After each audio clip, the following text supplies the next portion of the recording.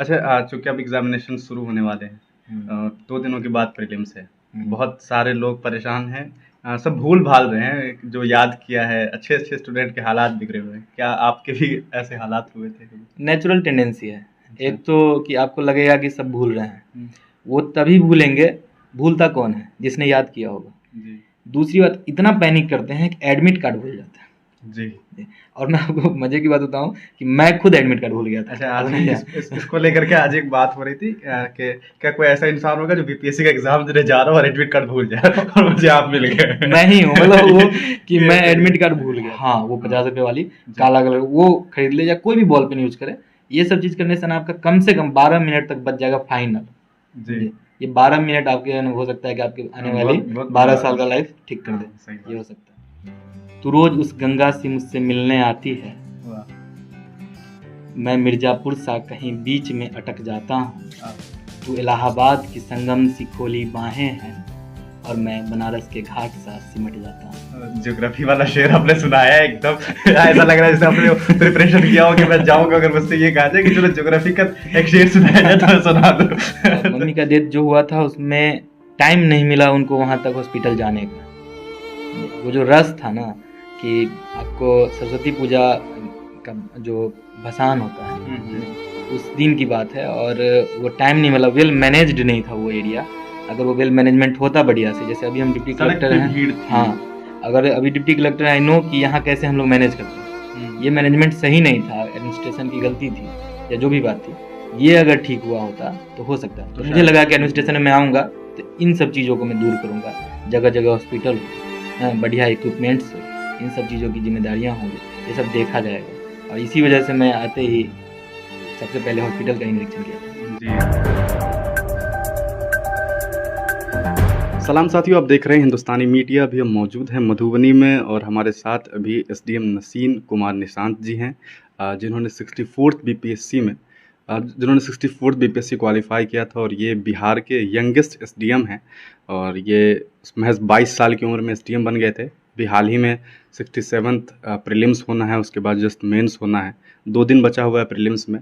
हमारे साथ सर हैं, हम उनसे बातचीत करेंगे कि किस तरह से ये जो 2 दिन हैं इसे कैसे इसका प्रेशर से कैसे लोगों को जो बच्चे जो एस्पिरेंट्स हैं वो कैसे इससे निकलेंगे।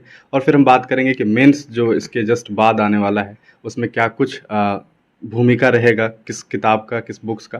क्योंकि सर एक यंग चैम्प है तो उनको मालूम है कि किस तरह से पढ़ाई करना। सबसे पहले तो सर बहुत बहुत स्वागत है आपका हिंदुस्तानी मीडिया में। धन्यवाद आपका और आपके सभी दर्शकों का भी। जी। सबसे पहले बात तो हम यही पूछेंगे आपसे कि आप एक युवा एसडीएम हैं। कैसे ये कर पाता है कोई इंसान जो महज 21 साल का लड़का सड़क पे घूमता रहता है? जनरली ऐसे माना जाता है, बिगड़ैल बेटा होता है 21 साल की उम्र में। कैसे आप बन जाते हैं एसडीएम? मेरे हिसाब से जिम्मेदारियों की समझ होती है जिसमें जितनी ज़्यादा वो जल्दी सक्सेस पा सकता है। सिंपल है। या फिर कभी ऐसा भी हो सकता है कि सिचुएशन ऐसा बन जाए कि आपके कंधों पर और ज़्यादा जिम्मेदारियां आ जाएं, तब भी आप बन सकते हैं। मेरे साथ दोनों हुआ। मैं शुरू से थोड़ा सा रिस्पॉन्सिबल था, भी सीरियस था लाइफ को लेकर के भी। दूसरी बात ये थी कि मम्मी के डेथ के बाद जिम्मेदारियां और ज़्यादा आ गई, तब लगा कि नहीं, बनना ही चाहिए। बस वही था और उसी से मैंने परिश्रम किया, लगन थी, फिर हो गया सिलेक्शन। अच्छा, चूंकि आप आईआईटी के स्टूडेंट थे और वहाँ आप एक अच्छे स्टूडेंट थे, हमने आपका पुराना इंटरव्यूज़ देखा है, तो उसमें आप बता रहे हैं कि आप वहाँ के टॉपर स्टूडेंट थे। वहाँ से आप निकलते हैं, माँ नहीं रहती है दुनिया में, उसके बाद जस्ट आप बीपीएससी की तरफ आ जाते हैं, जबकि आपके पास एक अच्छा ऑप्शन था, आप आईआईटीएन थे। हाँ, ऑप्शन था, लेकिन फाइनेंशियल कंडीशन अगर ख़राब हो जाए तो आदमी क्या कर सकता है। फिर था कि बस जल्दी से जॉब, कुछ अच्छा जॉब लेना है। अब था तो ऑप्शन ये भी कि आईआईटी से आराम से जॉब हो सकती थी, लेकिन वहाँ सिर्फ अपना भला हो सकता था। और जो मैंने सोचा था सिविल सर्विस में आने का, उसके पीछे दूसरी कारण भी है कि मम्मी का डेथ जो हुआ था उसमें टाइम नहीं मिला उनको वहाँ तक हॉस्पिटल जाने का। वो जो रस था ना कि आपको सरस्वती पूजा का जो भसान होता है, उस दिन की बात है, और वो टाइम नहीं मिला। वेल मैनेज्ड नहीं था वो एरिया। अगर वो वेल मैनेजमेंट होता बढ़िया से, जैसे अभी हम डिप्टी सड़क कलेक्टर पे हैं। भीड़ थी। हाँ, अगर अभी डिप्टी कलेक्टर आई नो कि यहाँ कैसे हम लोग मैनेज करते हैं। ये मैनेजमेंट सही नहीं था, एडमिनिस्ट्रेशन की गलती थी या जो भी बात थी। ये अगर ठीक हुआ होता तो हो सकता था। तो मुझे लगा कि एडमिनिस्ट्रेशन में मैं आऊँगा तो इन सब चीज़ों को मैं दूर करूँगा, जगह जगह हॉस्पिटल हो, हाँ, बढ़िया इक्विपमेंट्स हो, इन सब चीज़ों की जिम्मेदारियाँ होंगी, ये सब देखा जाएगा। और इसी वजह से मैं आते ही सबसे पहले हॉस्पिटल का ही निरीक्षण किया था। जी, हमने देखा था, आपका पहला वीडियो भी उसी से था। अच्छा, चूँकि अब एग्ज़ामिनेशन शुरू होने वाले हैं, 2 दिनों के बाद प्रीलिम्स है। बहुत सारे लोग परेशान हैं, सब भूल-भाल रहे हैं, जो याद किया है, अच्छे-अच्छे स्टूडेंट के हालात बिगड़े हुए हैं। क्या आपके भी ऐसे हालात हुए थे कभी? नेचुरल टेंडेंसी है। अच्छा। एक तो कि आपको लगेगा कि सब भूल रहे हैं, हुँ, वो तभी भूलेंगे, भूलता कौन है? जिसने याद किया होगा। जी। जब आप याद किए होंगे तभी आप भूल सकते हैं, तो आप समझिए कि आपने याद किया था।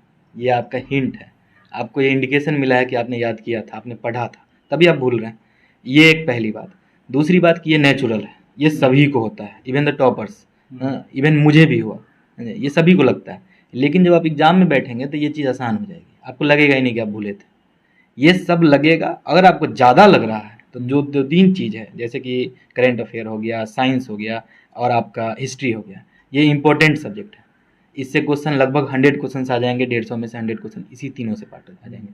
जब ये तीनों पार्ट से आ जाएंगे, इनको आप रिवाइज कर ले 2 दिन में, अगर आपको लग रहा है तो इन सब चीज़ों से डरना नहीं है। अभी का ही तो समय है कि आप देखिए, एक और बात है कि 30-40% बच्चे जो सीरियस है, उसमें से 30-40% बच्चे डिसक्वालीफाई एग्जाम में इसलिए कर जाते हैं क्योंकि वो पैनिक कर जाते हैं। ये लास्ट सिचुएशन, एलिमिनेशन राउंड कहा जाता है प्रीलिम्स को, समझे?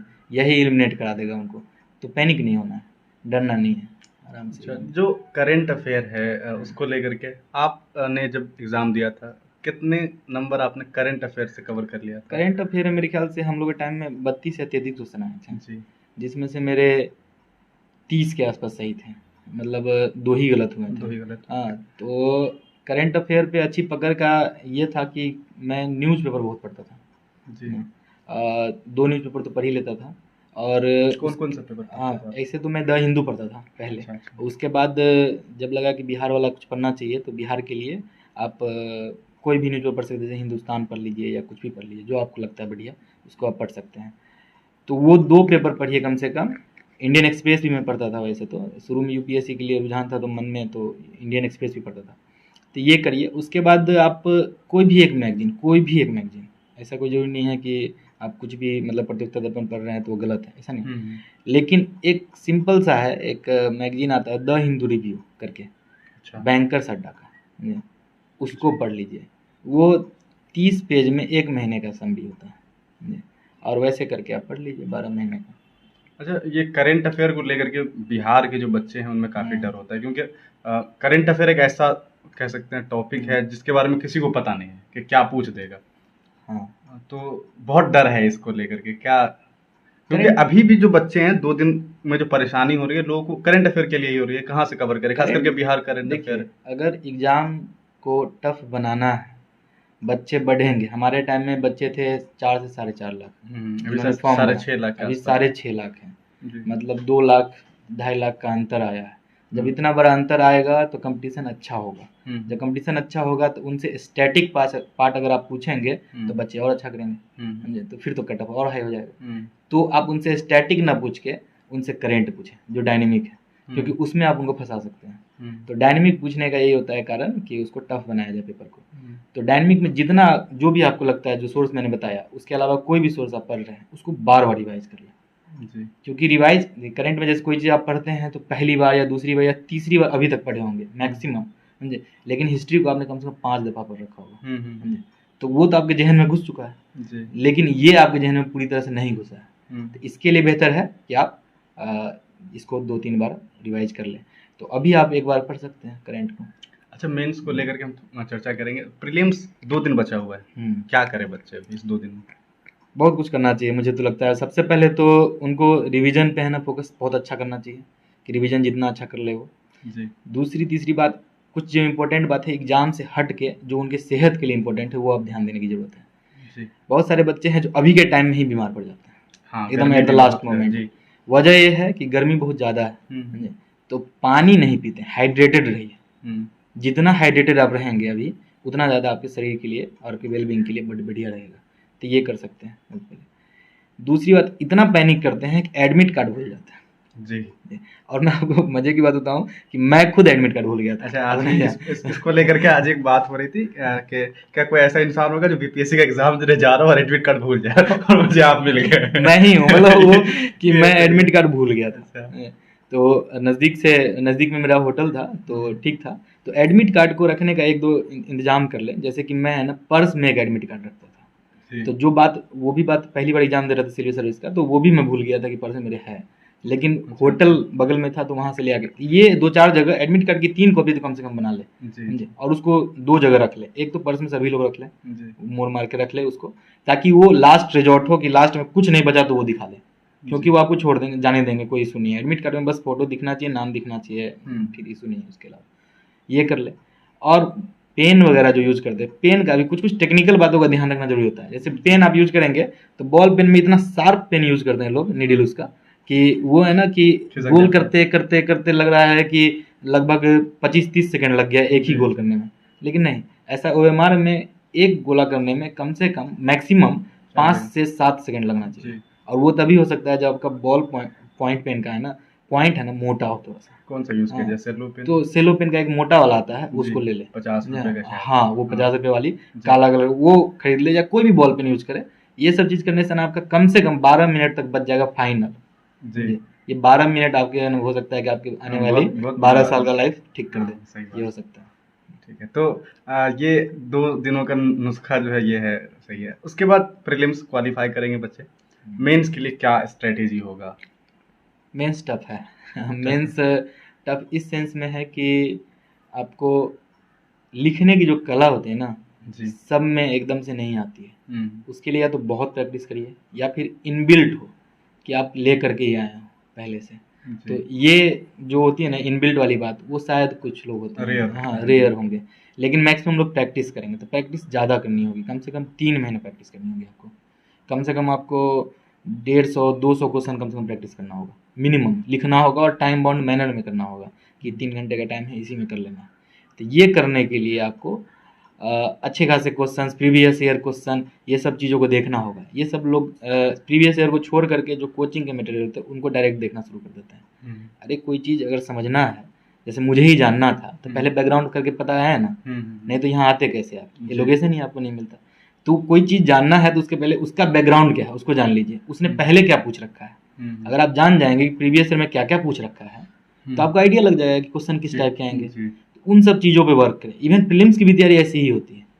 तो ये सब आप कर लिए रहेंगे, तो जब उस चीज़ को पढ़ेंगे, जैसे मान लीजिए आपने कि गांधी जी के बारे में कुछ पढ़ा, ठीक, अम्बेडकर के बारे में कुछ पढ़ा, आपने इन सबको पढ़ा, और क्वेश्चन आ रहा है कुछ कि अम्बेडकर जी से रिलेटेड कोई क्वेश्चन आ गया, तो जैसे ही आप अम्बेडकर जी को पढ़ेंगे तो आपको पढ़ते ही दिमाग में आ जाएगा कि नहीं ये इंपॉर्टेंट है, ये पूछ रखे हैं, समझे, बीपीएससी वाले। तो उस चीज़ को आप और फोकस से पढ़ेंगे। इसलिए ये इंपॉर्टेंट होता है कि प्रीवियस ईयर आप देखें।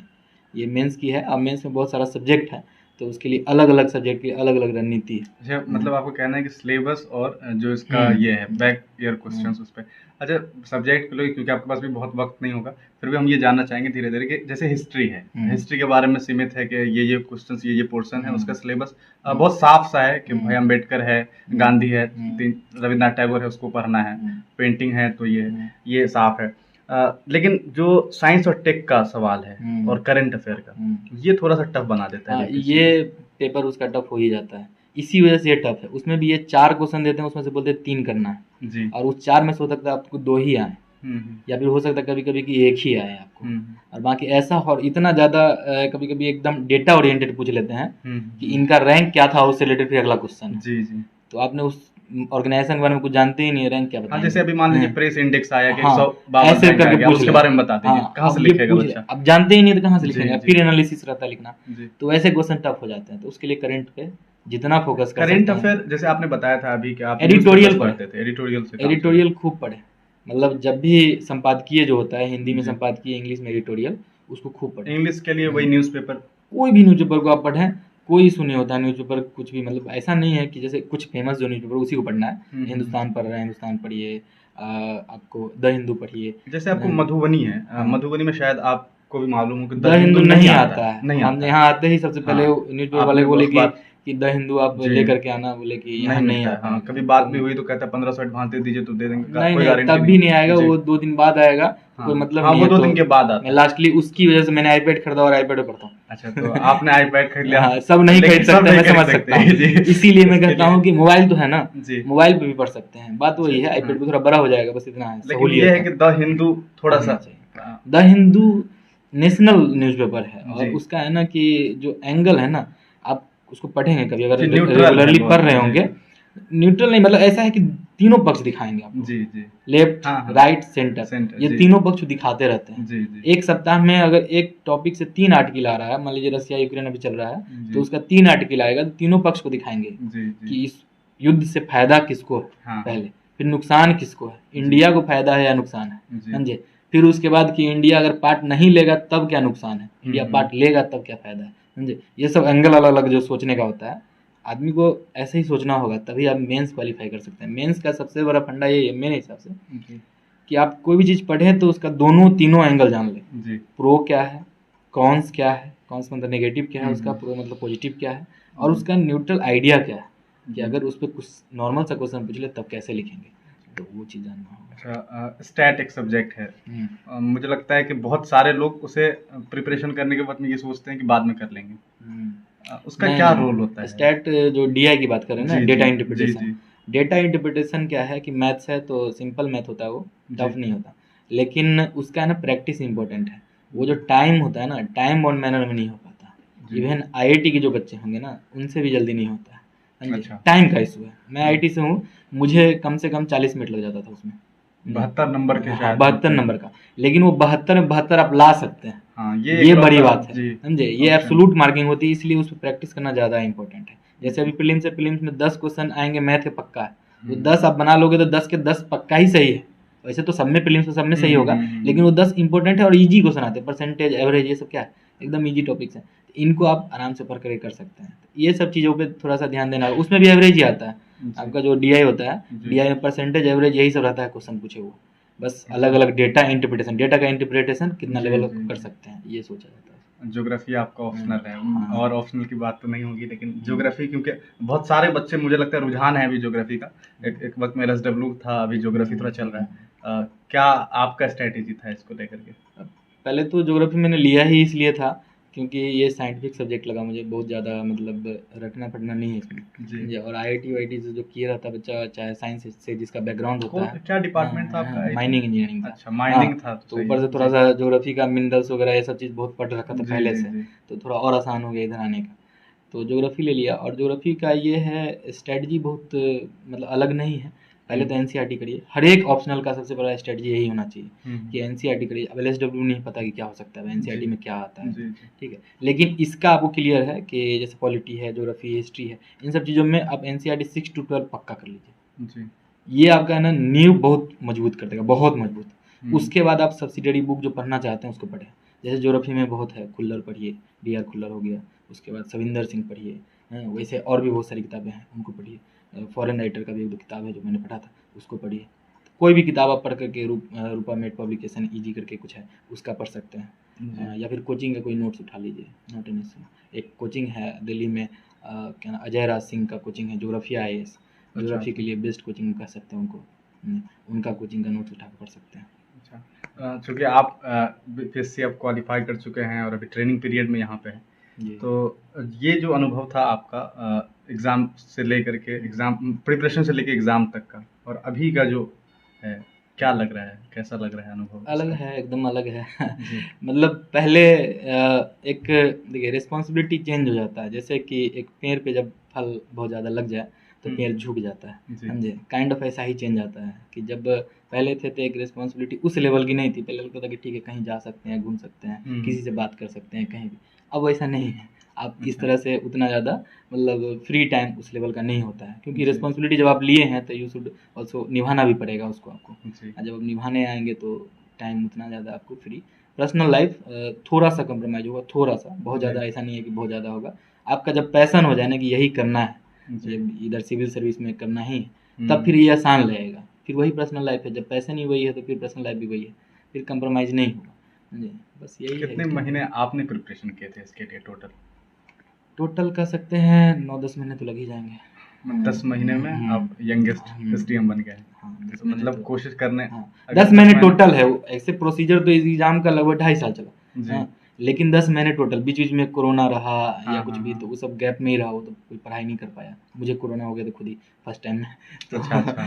तो मतलब वो सब चीज़ नहीं हो पाती है, लेकिन 10 महीने टोटल कह सकते हैं। जैसे कि प्रीलिम्स के लिए 1 महीना जी। आपको लगा, और उसके बाद मेंस के लिए 3 साढ़े 3-4 महीने लगे कम से कम आराम से।